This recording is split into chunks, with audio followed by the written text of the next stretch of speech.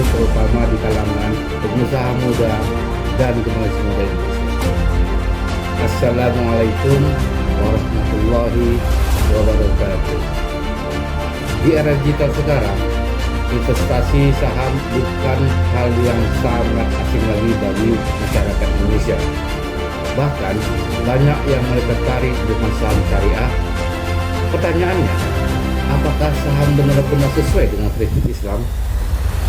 Mari kita bahas secara singkat dan mudah dibahas.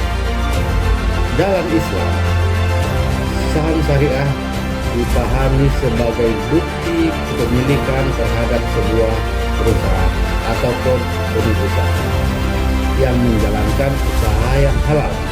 Jadi, ketika membeli saham syariah, kita tidak sedang berjudi atau berspekulasi semata, tapi ikut memiliki perusahaan tersebut, meskipun hanya sebagian kecil. Dalam kajian fikih, hal ini dianalogikan dengan akad syirkah, yaitu kerjasama usaha. Prinsip yang jelas dalam Islam itu yaitu al-ghunmu bil ghurmi, keuntungan sebanding dengan resiko. Untung dibagi sama, rugi pun ditanggung bersama-sama. Namun, perlu digarisbawahi bahwa tidak semua saham itu halal. Para ulama kontemporer membolehkan saham dengan beberapa syarat. Pertama, bidang usaha haruslah halal, tidak berkaitan dengan riba, judi, minuman keras, ataupun usaha haram lainnya. Yang kedua, mekanisme transaksi harus bersih, tidak mengandung riba, dan tidak mengandung garam dan spekulasi berlebihan.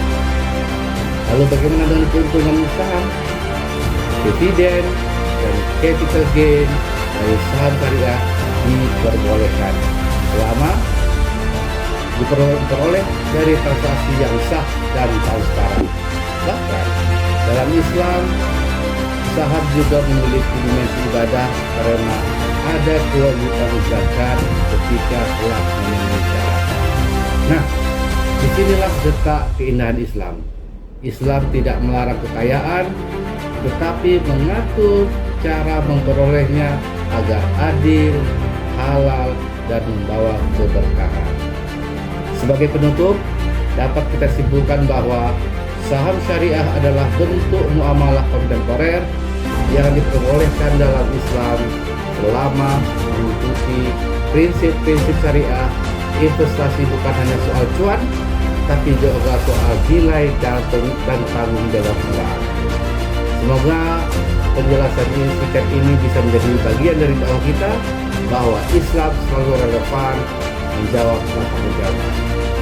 Terima kasih. Assalamualaikum warahmatullahi wabarakatuh.